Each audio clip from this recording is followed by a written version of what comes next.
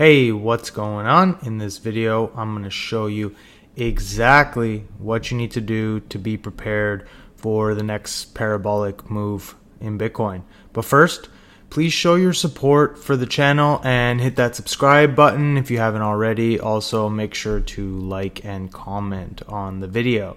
We've been getting a lot of positive comments in the comment section lately, but I encourage you to also leave some feedback in there as well.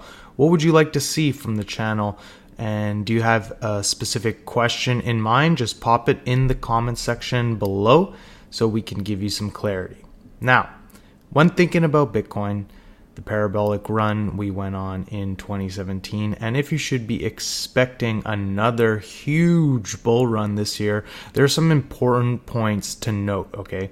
So let's take a look at some of the macroeconomic indicators because they are what largely decides the direction we're headed in. But before we do that, I want to go over the overall investment strategy you should be adopting here to be prepared for the bull run. The large part of your portfolio should be buy and hodl. This is the most important strategy if you have exposure to Bitcoin. If you take a look at Bitcoin's history on the chart, you're going to see that there's 1 to 3 days each year that account for more than 90% of Bitcoin's growth. So if you do not have a firm hodl amount in your portfolio, then you're going to be left on the sidelines. You could miss out on these gains and potentially be left in the negative at the end of the year. So it's very important to understand the hodl strategy. Now, my investment strategy is hodl 90%, trade 10%. I suggest you adopt a similar distribution for your portfolio and only devote capital to trading that you are comfortable losing. The main return you will realize over time will be from what you're hodling. Now that that's out of the way, let's jump into the macroeconomic trends that you need to be aware of right now. So over the last week, we've seen a sharp drop of about 35% right here, straight red candle followed by 2 more red candles, and this drop of about 35% is very, very significant to the long-term outlook. It's a very important time right now and price level that we've hit. We saw strong support at 7,700 and the price did bounce from there after touching the support twice. So it hit that support level 2 times, and it's important to note that each time we do touch this support level, it gets a little weaker. So while the bounce up to 8,200 is a positive sign that the bulls are looking to regain control with the monthly close looming, if we see Bitcoin fall back down to that support level, it's likely this will mean we have entered back into a bearish trend. For now, I'm still confident we're in the bull market.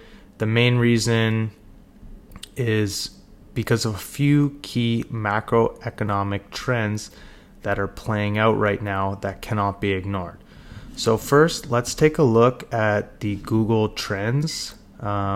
We see the search volume for Bitcoin rising again after a steep fall, from the earlier climb that we hit at the peak of the market earlier this year. And we know that human psychology has fueled some of the sharpest rises and declines in Bitcoin history. And just this year, Bitcoin went on a massive rally from 3,700 up to almost 14,000, where search volume for Bitcoin did again create a short-term peak right here. As the price of Bitcoin goes higher and search volume rises with it, we do see increased adoption from institutions and individual whales who are looking to get back into the market.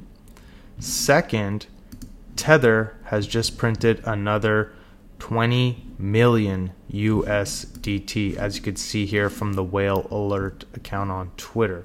Now, I don't want to speculate on Tether being responsible for the bull run of 2017 or any bull pushes at all, or ultimately the new minting of USDT is creating price support for Bitcoin. But I mean, damn, it sure does appear that way, that they are manipulating the market. Tether has been the subject of so much controversy since it first hit the scene as a stablecoin that would serve as a less volatile asset than Bitcoin. It's supposedly backed 1-to-1 by US dollars. However, both Tether and Bitfinex have a history of secretive banking arrangements and unwillingness to cooperate with financial auditing. And this lack of transparency has made many people suspicious, but the recent minting of 20 million USDT could be seen as a macro indicator that a price push here is imminent. Now, the next factor in the launch is backed. Despite low volume over the last week, we did see Back's launch take place, and they had about $1 million in volume, a little over 100 Bitcoins their first day. But the notable thing here is that the infrastructure has been created, and this is massive and a very noteworthy development in Bitcoin's history. Why? Because investors now have an on-ramp to get exposure to this asset class, okay? Bitcoin and Backed will only continue to grow, and it's also noteworthy that Backed was founded by Intercontinental Exchange, or ICE. You may have heard of them. They're also the parent company for the New York Stock Exchange. Backed has partnered with multiple organizations like Starbucks. They partnered with Microsoft and powerhouse Fortress Investment Group, and their goal is for people to use cryptocurrencies in everyday life seamlessly over their network. And bringing on large partners has started the build of a path for major money managers to offer Bitcoin mutual funds, pension funds, and exchange traded funds, or ETFs. So this is a very large macro indicator that will drive the market over a longer time period. So this is not a short-term video. This is about the macro trends that can lead to the next bull run. Now, the last trend I want to go over is the Bitcoin hash rate. So let's take a look at that. The Bitcoin hash rate has steadily been climbing, as you can see by the chart here, and this seems to be something that very few people have been talking about. Despite market sentiment still remaining bullish, the hash rate has not been something that many analysts have been talking about, despite being at an all-time high right now. The hash rate is confirming that we could be well on our way to a new all-time high as we move closer to the Bitcoin halving. Now, this is what the Bitcoin hash rate means and why it matters to you.